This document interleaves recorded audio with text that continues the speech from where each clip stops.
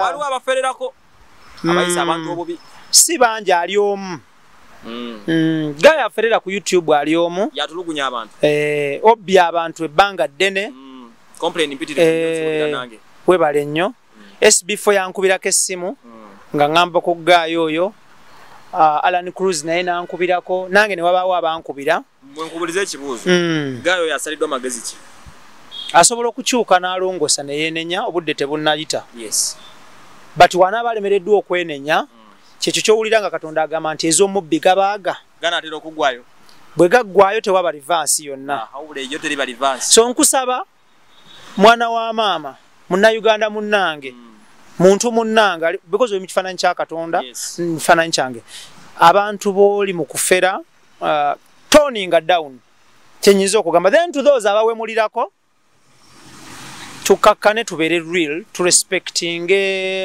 culture norms okuwemula si kirungi abatakingirako abantu balina ensonga zaabwe bwenyinza obutabagambako naye nfa nnyo kubafererako n'abawemula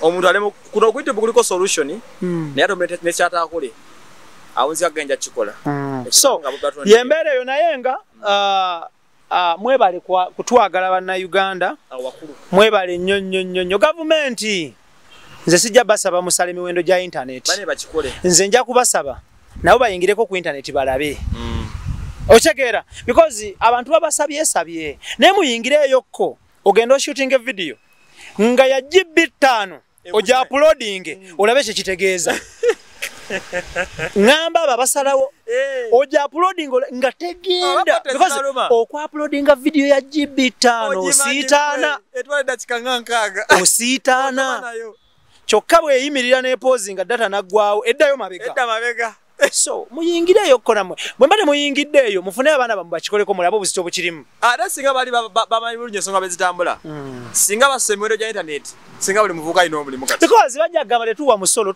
ku internet gitugula tuli taxed ba YouTubers bali taxed kamera zetukozesa bakutaxinga okuva mu eri paka mu banka wano kamera zetukozesa amasanyalaze gano because tojja kueditinga video otali masanyalaze tojja kucharginga kamera nga tolina masanyalaze tojja kutambuza bigere that is all fuel so yeyembera Emma nkwagala nnyo naye nkwagala nnyo yabale nnyo interview nnyo padde wala interview gibakuwanga eberemu naye tubadde mu interview tunyumyamu ngozi yaffe tunyumyamu nze Ibrah mukasa nze waswa Emmanuel abasiraamu assalamu alaikum wa rahmatullahi wa barakatuh abenzikiriza endala abakatuliki orthodox ba advent abalokole omukama Katonda atenderezebwe eyatonda eggulu n'ensi nannyini buyinza omukama Katonda abakuume still blessings mu 2022 action plan tukyali mu January wandika by'olina okukola omwaka guno buli kyomala kyotiikinga ebiba bikulemye odde ku drawing board weebuuze lwaki kino goal and surge hittinga lwaki saa hittinga target eno it is not too late in life akugamba nti tosobola tomwesembereza tuli bawanguzi ffenna mu linnya lya Allah yatonda eggulu n'ensi mbaagala nnyo assalamu alaikum wa rahmatullahi wa barakatuh banange oli ow'omwoyo mubeere bulungi mweraba see you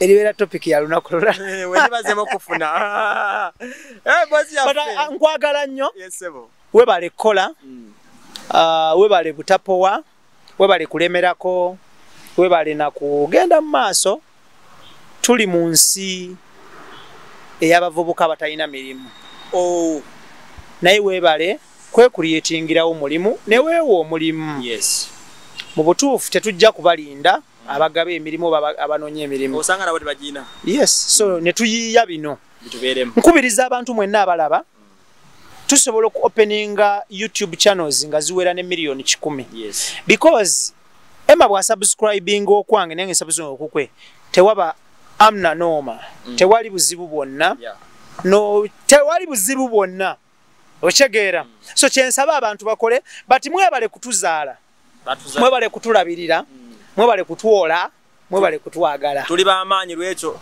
mwebale nnyo obadde okimanyi nti ba YouTuber mu field bamaanyi nnyo I know obadde okimanyi nti ba YouTuber basinga bannamawulire bano sente anize nabirabye juzi wano tebabasinga sente. Anyway, I don't know but simanyi. But I don't know. Sijja kuchogerako ekyo nti babasinga teba specialization. But yeah.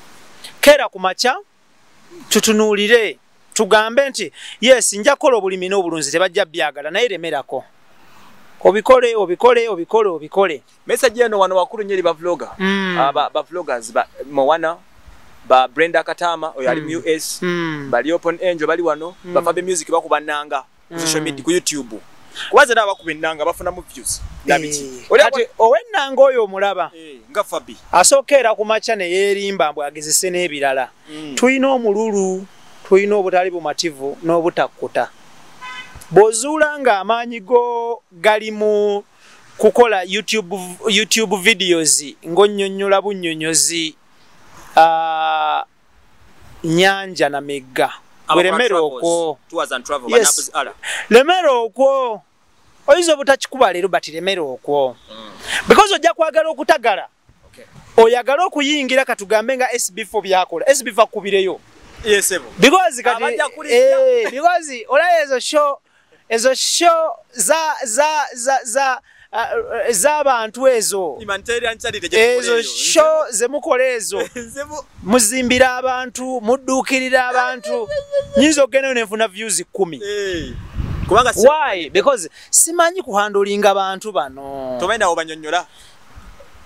Okigera kye kuyoyola. Kati nina omuntu omu yaŋŋamba. Omuntu omu yaŋŋamba n'agamba SB4 kintu kyakola ne mugamba nti oyinza okirabanga ekyangu. Gula ka kamera ne laptop. Otuule wali. Noonyayo omuntu omu mubuuza ebibuuzo. Ojja kubuuza ebibuuzo. Nze mulina leero. World over and some parts of Asia. Ibrah Mukasa. Assalamu alaikum wa rahmatullahi wa barakatuh. Allahu akbar, Allahu akbar, Allahu akbar. Ibrah Mukasa gemanya gange mbagala nnyo. Happy 2022. Okay. Tuli ne Emma Waswa live. Tugenda kubeera ku YouTube channel owulire ku Mbozi. That's even a story but thank you so much for kumpa interview. We bali kumpa Mbozi ntunyumyamu. Coming soon. Coming soon. Watch out. Mubere bulungi. Agisubwa gomanyi. Agisubwa gomanyi. Kabaka Edgar ajimiridde mune yukiri follow okulaba abantu. Babuze koleka kumagamba gabotyo. Bagala nnyo. Respect. Osobola kwogera meddakiika emu. Njagala yogera ebigambo meddakiika emu ku social media leero. Sina bigambo. Yogera ebigambo meddakiika emu bikusanyusa ku mutima.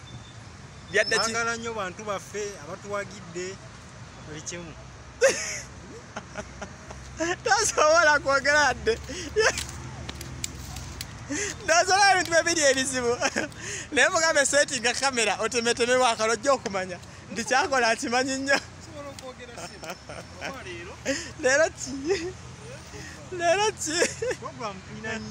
Leero program zikulemeseza okwogera. Ngenda kujja olunaku lumu. Ngoze kwogera. Weekerefu. Nze bw'olijja ku social media. Nayogera dakiika 10.